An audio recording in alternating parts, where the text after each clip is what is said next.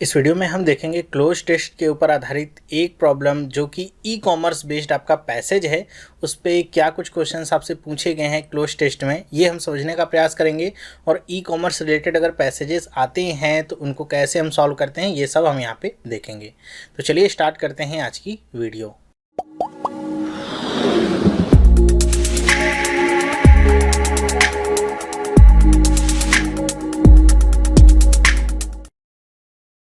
Hello, मेरा नाम है चंद्रहास। स्टडी स्मार्ट में आपका स्वागत है। दोस्तों, इस पार्ट में जैसा कि मैंने आपको बताया है कि क्लोज टेस्ट हम देखने जा रहे हैं। इंग्लिश में क्लोज टेस्ट काफ़ी इंपॉर्टेंट रोल प्ले करता है क्योंकि एक बहुत ही बड़े अमाउंट में यहाँ से आप नंबर निकाल सकते हैं। अगर मेंस की बात की जाए तो ये 8 से 10 नंबर में आता है। अगर प्री की बात की जाए तो वहाँ पर भी आपको 10 नंबर में या कम से कम 5 नंबर में क्लोज टेस्ट देखने को मिलता है। तो क्लोज टेस्ट अगर सॉल्व करना आप जानते हैं और बेसिकली जो ई कॉमर्स, इकोनॉमी, बिजनेस से रिलेटेड क्लोज टेस्ट होते हैं, इनको आप सॉल्व करते रहते हैं तो काफ़ी अच्छी संभावना रहती है कि आप एग्ज़ाम में भी इनको सॉल्व कर लेंगे और आपको पता होगा कि जो आपने किया है एकदम सही है। ये जो क्वेश्चन है ये आप ही की तरह सब्सक्राइबर हैं सौरभ, उन्होंने मुझे भेजा था मेल करके, तो मैं वहाँ से इस क्वेश्चन को ले रहा हूँ और यहाँ पे आपको बताऊँगा कि ये क्लोज टेस्ट कैसे करना है आपको। चलिए देखते हैं क्वेश्चन को। ये क्वेश्चन देखिए यहाँ पे आपको ये सामने स्क्रीन पे दिख रहा होगा, इधर क्वेश्चन है। अगर आपको दिख नहीं रहा है तो आप YouTube की सेटिंग्स में जा करके आप वीडियो की क्वालिटी को इम्प्रूव कर लीजिएगा, जिससे आपको ये क्वेश्चन दिखेगा। ओके, अब यहाँ पे देखिए क्या लिखा हुआ है। E commerce major Amazon India has, और यहाँ पे आपका फिलिंग द ब्लैंक्स है, with a new programme for sellers to get, फिर एक आपका यहाँ पे फिलिंग द ब्लैंक्स है, and help related to the goods and services tax which is set to be rolled out from 1 July. तो यहाँ पे जब आप क्लोज टेस्ट सॉल्व करते हैं तो ऐसा नहीं कि आप एक लाइन पढ़ते हैं और उसको तुरंत फिल करने पे लगेंगे। थोड़ा सा कम से कम एक ओवरव्यू ले लीजिए कि ये क्लोज टेस्ट जो आपका पैराग्राफ यहाँ पे दिया गया किसके ऊपर है, किसके ऊपर बेस्ड है। जब आपको ये पता चल जाता है कि इसके ऊपर बेस्ड है तो आप आसानी से वहाँ पे जो ऑप्शंस होते हैं उनको यहाँ पे आपको अप्रॉक्सीमेट नहीं लेना है, एकदम बेस्ट सूटेड लेना होगा। जो बेस्ट सूटेड ऑप्शंस है वो चूज़ करने में आप आसानी से सक्षम हो पाते हैं।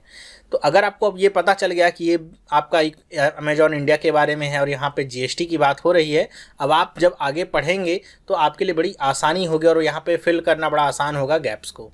तो यहाँ पे पहला गैप क्या कह रहे हैं कि Amazon e commerce major Amazon India has with a new programme for sellers, कि अमेजॉन इंडिया जो है वो अपने सेलर्स के लिए कोई नया प्रोग्राम लेकर के आई है। ठीक है, तो यहाँ पे ऐसे बोलने पर ही आपको समझ में आ रहा है कि कोई नया प्रोग्राम लेकर के आई है। तो यहाँ पे अमेजॉन इंडिया हैज़ और यहाँ पे खाली स्थान की जगह पे क्या भरा जाएगा, तो यहाँ पे देखिए क्या है, कम आउट। कम आउट का मतलब क्या होता है, कम आउट का मतलब होता है सामने आना या किसी चीज़ को जाहिर करना। ठीक है, तो ए वाली जगह पे यहाँ पे कम आउट क्या भरा जा सकता है, e commerce major Amazon India has come out with a new programme for seller. तो हाँ, कम आउट भरा जा सकता है कि अमेजॉन इंडिया लेकर के आई कुछ अपने नए सेलर्स के लिए, मतलब उसने कुछ सामने रखा है नया प्रोग्राम के रूप में सेलर को। तो ये हम भर सकते हैं, तो ये आपका एकदम सही है। नेक्स्ट देखिए क्या है, कम अप। अब देखिए कम आउट और कम अप लगभग आपके मीनिंग में सेम वर्ड होते हैं, इनमें कोई ज़्यादा डिफरेंस नहीं होता है। कम आउट और कम अप का भी मतलब क्या होता है, किसी भी चीज़ को जाहिर करना या फिर अचानक से सामने आना। तो ये भी आपका सेम ही मीनिंग रखता है। तो अगर कम आउट आप यहाँ पे भर सकते हैं तो कम अप भी आप यहाँ पे भर सकते हैं। तीसरा ऑप्शन यहाँ पे क्या है, रोल्ड इन। रोल्ड इन यहाँ पे जो ऑप्शन है, अब आप ऐसा सोच रहे हो क्यों हम यहाँ पे तीनों ऑप्शंस को चेक कर रहे हैं, एक पता चल गया तो भरते और आगे बढ़ते, क्योंकि यहाँ पे डी और ई वाला ऑप्शन आपको तुरंत दिख रहा होगा कि यहाँ पे लिखा हुआ है बोथ ए एंड बी और लिखा है बोथ बी एंड सी। इसका मतलब आपको सब चेक करना होगा क्योंकि यहाँ पे एक डबल कंडीशन भी दी गई है सही होने की। तो एक से अधिक वर्ड भी यहाँ पे सही हो सकते हैं। तो तीसरा जो ऑप्शन है क्या है, रोल्ड इन। रोल्ड इन का मतलब क्या होता है, रोल्ड इन अगर हम यूज़ करते हैं तो इसके दो अर्थ होते हैं। पहला अर्थ तो इसका ये होता है कि जब कोई चीज़ बहुत बड़ी मात्रा में प्राप्त हो तो उसे क्या कहते हैं, या फिर किसी बहुत बड़ी मात्रा में पहुंचना किसी भी वस्तु का, तो वो क्या कहलाता है, रोल्ड इन। दूसरा जो रोल्ड इन का प्रयोग किया जाता है वो उसका अर्थ होता है कि जब आप किसी भी स्थान पे पहुंचते हैं लेकिन जब आपसे एक्सपेक्ट किया जा रहा था उससे लेट हो जाए। जैसे आपको कहीं 10 बजे अगर पहुंचना था और आप उस जगह पे 10:30 बजे तक पहुंचते हैं, तो इसके लिए क्या यूज़ किया जाएगा, रोल्ड इन, क्योंकि 10 बजे आपको पहुंचना था और आप पहुंचने में लेट हो गए। तो यहाँ पे रोल्ड इन का प्रयोग किया जाता है। जबकि यहाँ पे ऐसा कुछ फिनोमेना दिख नहीं रहा है कि लेट से पहुँचने वाला या कुछ, तो इसको आप यहाँ पे गलत कर सकते हैं। तो इस हिसाब से आप देखेंगे तो क्या क्या सही हुए हैं। तो डी वाला ऑप्शन आपका सही है, बोथ ए एंड बी। इसे टिक करिए और आगे बढ़िए।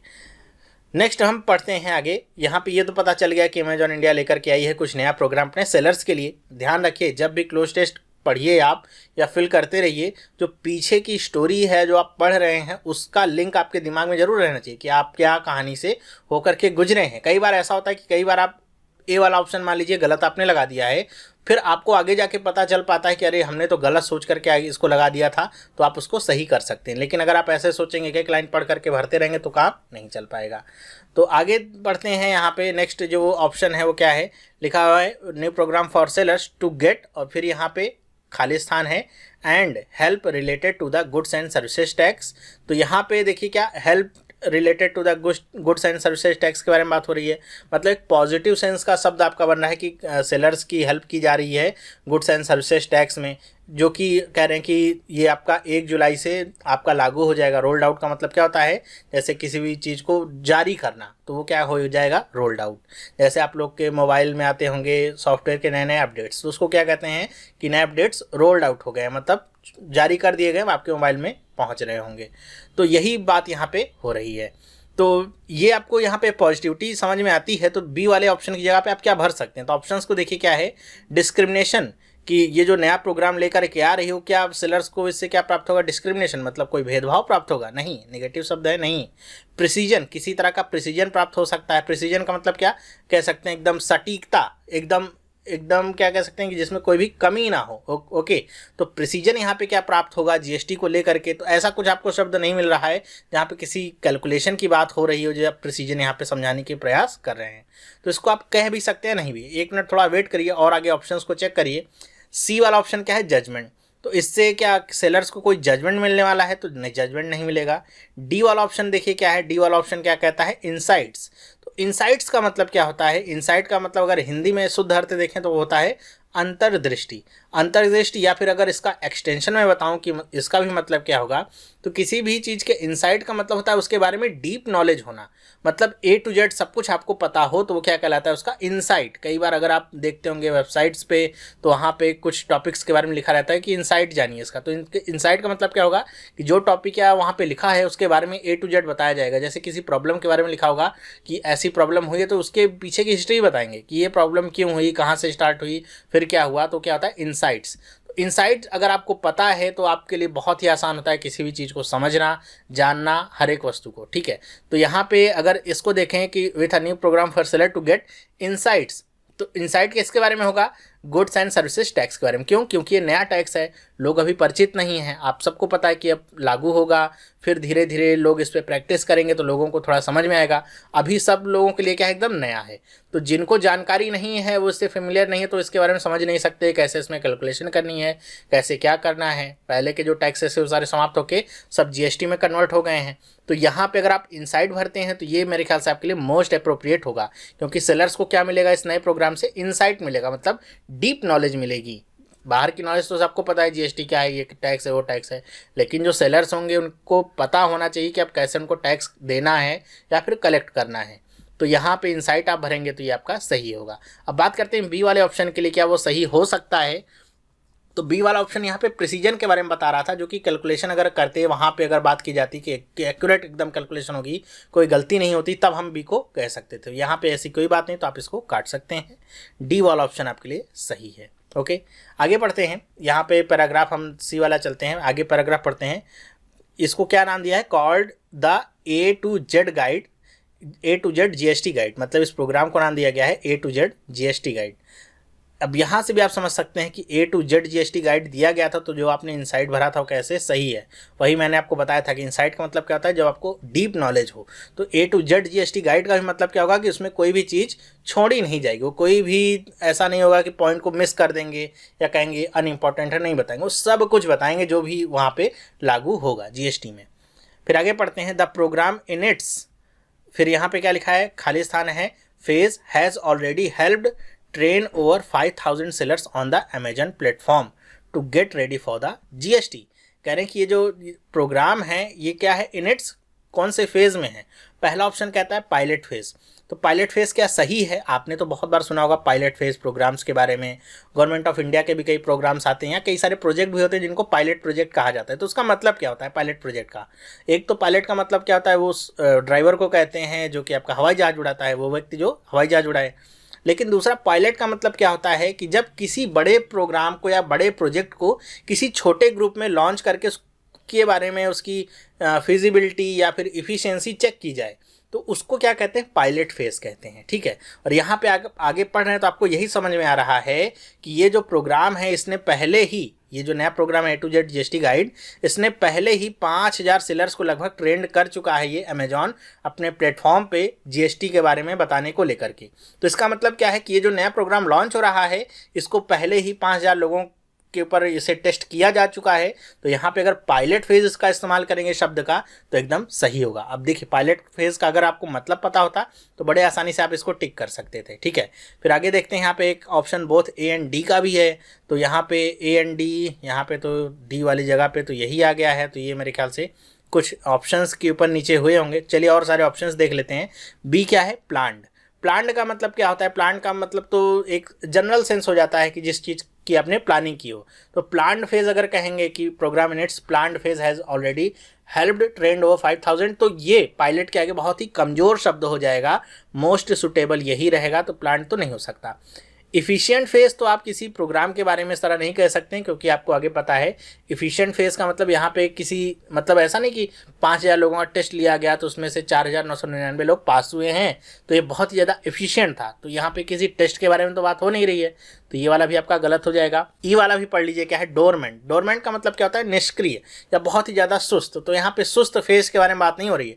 5000 लोगों को उन्होंने ट्रेन करके आगे बढ़ा दिया है, तो कोई सुस्त फेज़ नहीं है, तो इसको भी आप काट सकते हैं। तो जो मोस्ट सुटेबल है केवल वही आपको चूज़ करना है। और यहाँ पे आपको क्या समझ में आता है, पूरे कॉन्टेक्स्ट से मैंने इसको समझाया है कि आगे जो हमने पीछे पढ़ा उसको ले करके कि यहाँ पे पायलट फेज़ कैसे सही है, और आगे जो आपको समझ में आता है जो सेंटेंस लिखा है उससे हमको हिंट मिलता है कि यहाँ पे पायलट फेज होगा। कोई ऐसे तुक्का मारने वाली बात नहीं कर सकते हैं आप। ओके, आगे पढ़ते हैं। बाय बिल्डिंग आगे नेक्स्ट हम डी वाले पे चलते हैं। क्या लिखा है, by building a dedicated A to Z GST guide portal which is open to anyone visiting the platform and not just the Amazon sellers, the company has been educating visitors on the dash of the GST।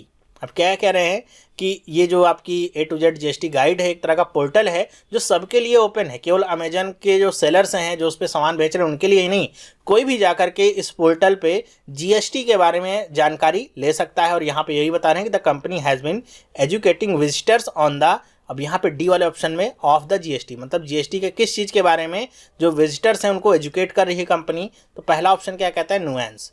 Nuance का मतलब क्या होता है, nuance का मतलब ऐसे समझ सकते हैं कि बहुत ही जो सूक्ष्म कह सकते हैं डिफरेंस है, मतलब एक माइन्यूट डिफरेंस जिसको कहेंगे, तो उसके बारे में विजिटर्स को यहाँ पे एजुकेट किया जा रहा है। तो नुएंस यहाँ पे शब्द सही होगा क्या, तो देखेंगे अगर आप, तो आपको अगर ऐसे नहीं लगता है कि यहाँ पे नुएंस शब्द सही है तो आप इसको छोड़ के रखिए। गलत भी नहीं कह सकते हैं, क्यों, क्योंकि जो GST है उसमें आपको देखने को मिलता बहुत ही सेलेक्टेड चीज़ें हैं और सब में बहुत ही थोड़ा थोड़ा सा डिफरेंस। अगर आपने GST का वीडियो नहीं देखा है जो मैंने आपको दिया था तो आप जा कर के देख सकते हैं GST वाला वीडियो। आप GST लिखिएगा, स्टडी स्मार्ट लिखिएगा और आपको मिल जाएगा। वहाँ पे आपको GST क्या है, क्यों इम्प्लीमेंट किया गया, सब कुछ बहुत आसानी से समझ में आ जाएगा। और अभी के रेट्स क्या चल रहे हैं, मतलब क्या रेट्स किसके साथ लागू हुआ है GST, ये सब आपको समझाया हुआ है मैंने। तो वहाँ पर आप जाके देखेंगे तो आपको समझ में आएगा। तो नुएंस का यहाँ पे मतलब अगर देखा जाए तो मेरे हिसाब से सही हो सकता है, क्योंकि विजिटर्स को पता, जो नए लोग हैं, मुझे नहीं पता कि GST के बारे में क्या, कहाँ पे कितना % टैक्स आपका लग रहा है। तो अगर मुझे ये पता होगा कि इसकी सूक्ष्म रूप में क्या क्या है, इसमें अंतर हैं, कहाँ पे इंटर स्टेट टैक्स लग रहा है, कहाँ पे CGST लगेगा, कहाँ पे SGST लगेगा, ये सारी चीज़ें आपको अगर नहीं पता है तो आप GST में फेल हो सकते हैं। तो जाहिर सी बात वही है कि जो भी विजिटर है जो GST के बारे में जानना चाहता है, कहाँ पे कौन सा टैक्स लगेगा, तो उसके इसके बारे में जो सूक्ष्म अंतर है वो समझना होगा। तो सूक्ष्म अंतर का मतलब एक एक डिटेलिंग आपको समझनी होगी कि GST कैसे परफॉर्म किया जाएगा, कैसे उसमें कैलकुलेशन होगा, टैली में अब एंट्रीज कैसे की जाएंगी, क्योंकि टैली भी पूरा बदल जाएगा तो उसमें एंट्रीज कैसे की जाएंगी, तो सब आपको समझना होगा। तो नुएंस मेरे ख्याल से एक अच्छा शब्द है यहाँ पे फिल होने के लिए। दूसरा शब्द समझते हैं क्या है, नेक्स्ट आपका बी क्या है, तो सटेलिटी यहाँ पे लिखा हुआ है। सटेलिटी का मतलब क्या हो गया, ये एकदम नुएंस का ही क्या है, सिनोनिम है। सटेल का मतलब ही क्या होता है, सटेल अगर कहते हैं कि there is subtle difference between A and B, तो अगर मैं कहता हूँ कि ए और बी के बीच में सटेल डिफरेंस है, मतलब वहाँ पे ए और बी के बीच में अंतर कर पाना काफ़ी मुश्किल होगा, बहुत ही सूक्ष्म अंतर होगा। तो ये आपका नुएंस का ही एकदम क्या है, सिनोनिम होता है। तो अगर यहाँ पे आप भरते हैं कि company has been educating visitors on the subtlety of the GST, तो ये शब्द भी आपका सही होगा क्योंकि न्यूएंस आपका क्या है, सही है, तो ये आपका सही होगा। फिर सी वाला क्या है, डिटेल्स। डिटेल्स यहाँ पे कहना है जैसे बहुत बड़ा सुपरसेट हो गया। डिटेल्स अगर कह देते हैं आप तो उसमें हर एक चीज़ शामिल हो जाती है। अगर आप न्यूएंस या सटेलिटी कहते हैं तो एक थोड़ा सा अलग अर्थ निकल के आता है, एक थोड़ा सा नैरो अर्थ है उसका कि केवल सूक्ष्म अंतर को यहाँ पे बताने की कोशिश की जा रही है कि हर एक यहाँ पे जो कैलकुलेशन होगी अब कैसे होगी, उसका मतलब क्या होगा, तो ये सारी चीज़ें। डिटेल्स का मतलब तो बहुत ब्रॉड टर्म में लिया जा सकता है, तो एकदम एक्यूरेट कहेंगे मोस्ट सूटेड तो नहीं हो सकता है। डी वाला ऑप्शन आपका क्या कहता है, बोथ ए एंड बी, और अगर यहाँ पे सी भी करेक्ट होता तो एक ऑप्शन यहाँ पे क्या होता, A B and C all are true, तो वो तो है नहीं, तो इसके आधार पे भी आप कह सकते हैं कि इसमें कौन सा ऑप्शन सही होगा, ना तो ए वाला ना तो बी वाला, कौन सा, डी वाला। ओके, एक ऑप्शन आपका और है नीचे, क्या लिखा हुआ, डेरिलिक्ट। डेरिलिक्ट का मतलब क्या होता है, अगर आप डेरिलिक्ट के मतलब को समझे तो डेरिलिक्ट का मतलब होता है किसी भी चीज़ को त्याग देना, मतलब उसको इस्तेमाल ना करना। तो यहाँ पे जीएसटी लागू हो रहा है, इसके त्यागने की बात तो हो नहीं रही है, तो ई वाला ऑप्शन भी आपका क्या हो जाता है, गलत हो जाता है। अब आगे पढ़ते हैं, मेरे ख्याल से डी तक आपको समझ में आया होगा। आगे पढ़ें क्या है, Amazon India director and GM seller services Gopal Pillai said he added that the portal provides resources in the form of tutorials, blogs and free online training sessions।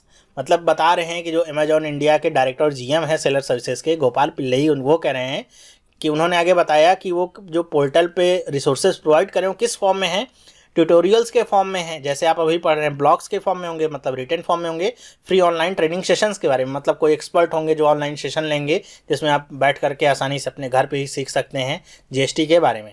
फिर आगे बता रहे हैं, the portal also provides seller with access to paid, यहाँ पे support and expert advice from the third party service providers.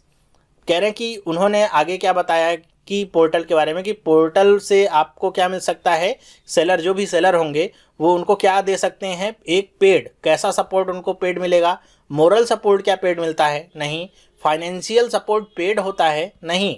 अब GST के बारे में बात करें, आप फाइनेंस की कहाँ से बात आ जाती है, सी क्या कह रहे हैं, प्रोफेशनल सपोर्ट। तो ये आपको ऐसे ही समझ में आ गया होगा, बहुत ईजी है कि जब भी आप कुछ किसी वस्तु के लिए पे करते हैं तो वो प्रोफेशनल आपका सपोर्ट कहलाता है, ठीक है। तो प्रोफेशनल सपोर्ट का मतलब क्या होगा कि एक बहुत ज़्यादा कस्टमाइज सपोर्ट होगा। जैसे मैं आप लोगों को पढ़ा रहा हूँ, तो मेरा पढ़ाना क्या है, मैं आपको फ्री में पढ़ा रहा हूँ, तो इसमें सारे लोग ही बैठ के पढ़ रहे हैं। लेकिन अगर कोई एक स्टूडेंट या कोई ग्रुप ऑफ स्टूडेंट ऐसे रिक्वेस्ट करे कि नहीं, हमको इस सब्जेक्ट में, इस टॉपिक में प्रॉब्लम है, तो आप हमको अलग से पढ़ा दीजिए क्योंकि हमारा जो डाउट है वो क्लियर नहीं हो पा रहा है। तो अगर उसके लिए मैं कुछ कहता हूँ कि अगर मैं आपको अलग से पढ़ाता हूँ तो उसके लिए कुछ आपको पे करना पड़ेगा, तो वो कैसा ये सपोर्ट होगा, सपोर्ट अभी भी है, ये कैसा सपोर्ट होगा, प्रोफेशनल सपोर्ट होगा। तब आप तक ही वो सीमित रहेगा, बाकी लोगों तक वो नहीं पहुंचेगा। केवल आपकी क्वेरी जो होगी, आपको जहाँ पे दिक्कत होगी उसी पे ध्यान दिया जाएगा और उसको कैसे आप दूर कर सकते हैं उसकी वहाँ पे बात होगी। तो कह रहे हैं कि यहाँ पे क्या होगा, एक प्रोफेशनल सपोर्ट भी प्रोवाइड किया जाएगा जिसमें जो एक्सपर्ट हैं थर्ड पार्टी के, मतलब जरूरी नहीं कि अमेजॉन से ही होंगे, बाहर के लोग भी होंगे जो अलग सीए वगैरह हैं, जिन्होंने जीएसटी पढ़ा हुआ है, विदेशों में तो जीएसटी पहले से ही लागू है, जिनको पता है वो उनकी हेल्प कर सकते हैं। आगे देखिए क्या है, ई वाला तो समझ में आ गया होगा, मटेरियल सपोर्ट और ये सारी चीज़ें तो आपको समझ में आ रहा होगी क्या है, गलत है। नेक्स्ट हम पढ़ते हैं आगे, he said all necessary systems and process changes are being implemented rapidly to ensure sellers are GST compliant at launch. ये आगे बता रहे हैं कि जितने भी नेसेसरी सिस्टम्स हैं या फिर प्रोसेस चेंजेस हैं वो सारे के सारे बहुत ही तेज़ी के साथ हो रहे हैं ताकि जो सेलर्स हैं वो भी जीएसटी के साथ जुड़ पाएँ, समझ पाएँ जब जीएसटी लॉन्च हो। ऐसा नहीं कि 1 जुलाई को जीएसटी लॉन्च हो जाए और सेलर सारे वैसे ही बैठे रहें कि अब उनको क्या करना है कुछ पता ही नहीं है। मतलब 1 जुलाई को जब जीएसटी लॉन्च हो तो जो अमेजॉन के सेलर्स हैं वो भी उससे फेमिलियर हों, कैसे अब उनको कैलकुलेट करना है, प्राइसिंग वगैरह वो उनको पता होगा। फिर आगे कह रहे हैं कि Pillai said 5000 sellers who have been benefited from the programme, यहाँ पे फ्रॉम द कंट्री। कह रहे हैं कि पिल्लई ने आगे कहा कि जो 5000 सेलर्स हैं जो जिनको इस प्रोग्राम से पहले ही फ़ायदा हुआ, ये जो पायलट प्रोजेक्ट आपका यहाँ पे चला था पायलट फेज़ में, क्या कह रहे हैं कि एफ फ्रॉम द कंट्री, ये फ्रॉम द कंट्री और यहाँ पे क्या है खालिस्तान है, तो यहाँ पे क्या भरा जाएगा, पहला ऑप्शन क्या है, cut across from the country. जब भी कट अक्रॉस यूज किया जाता है, एक तरह का फ्रेजल वर्ब है, तो इसका मतलब क्या होता है कि किसी जब सब्जेक्ट ऑब्जेक्ट जिसके लिए कट अक्रॉस यूज किया गया, जैसे यहाँ पे जीएसटी ट्रेनिंग के लिए यूज किया गया है, तो वो जो आपका सब्जेक्ट या ऑब्जेक्ट जो भी है वो पूरे के पूरे ग्रुप को अफेक्ट करता है, ठीक है। तो वहाँ पे आप क्या यूज़ करते हैं, कट अक्रॉस का। तो यहाँ पे जो जीएसटी की ट्रेनिंग दी गई है, इससे जो 5000 सेलर्स जिनको फ़ायदा हुआ है, ये क्या है, ये पूरे देश में मतलब जो आसपास के लोग होंगे उनको भी वो आप हेल्प करेंगे कि कैसे जीएसटी में वो कैलकुलेशन करनी है, टैली की एंट्री वगैरह कैसे करनी, कैसे प्राइस कैलकुलेशन करना है। तो ये यहाँ पे बता रहे हैं कि ये जो बेनिफिट हुआ है 5000 लोगों को, ये क्या है, the programme cut across from the country, से पूरे देश को यहाँ पे फायदा होने वाला है। तो ए वाला ऑप्शन आपका सही होता है।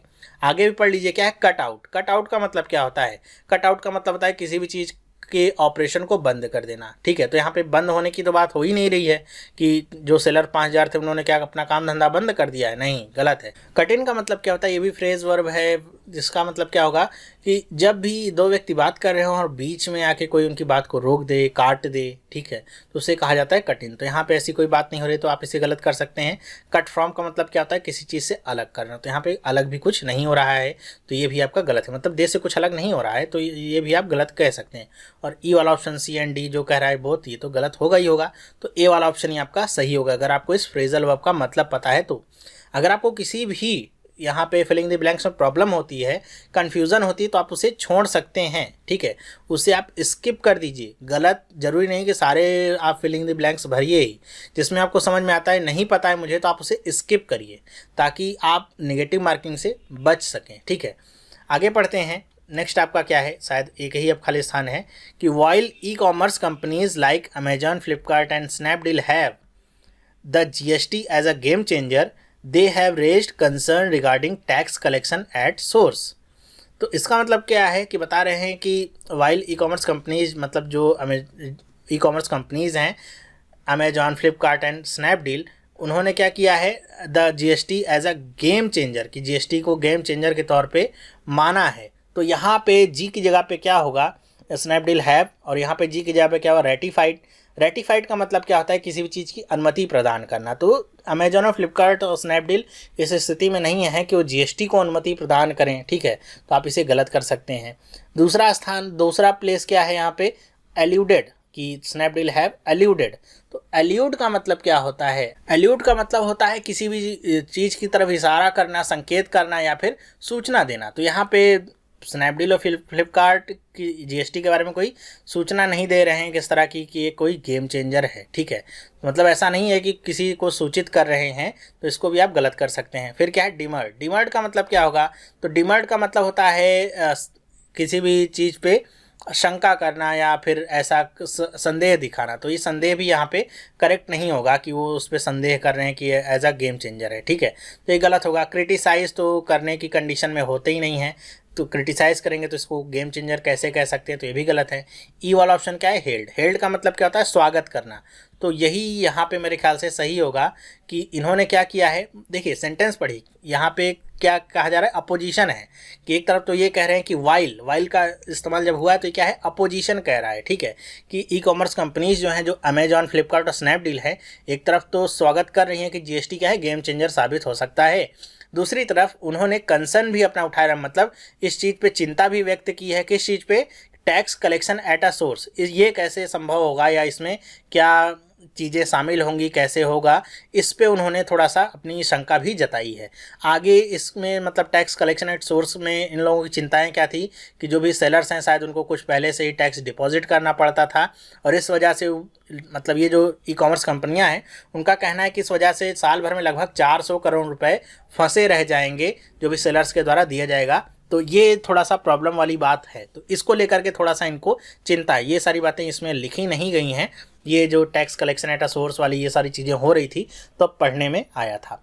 तो अगर आपने पढ़ा होगा, इस तरह के आर्टिकल्स आप पढ़ते होंगे तो बड़ा अच्छे से आप इसको कर पाएंगे। नहीं पढ़ते होंगे अगर पेपर वगैरह या मैगजीन वगैरह, जरूरी एक पेपर से ही पेपर पढ़िए, ऑनलाइन भी पढ़िए, बहुत सारे जो भी न्यूज़पेपर्स हैं सबके एडिटोरियल्स वगैरह ऑनलाइन मिलते हैं, ऑनलाइन पढ़िए लेकिन जानकारी रखिए अपने पास, ठीक है।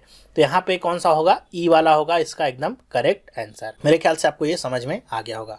तो इसमें केवल जी तक ही यहाँ पे फिलिंग द ब्लैंक्स थे जो मुझे क्वेश्चन मेल किया था सौरभ ने। तो अगर आपके पास भी इस तरह के क्वेश्चंस हैं तो आप मुझे मेल कर सकते हैं।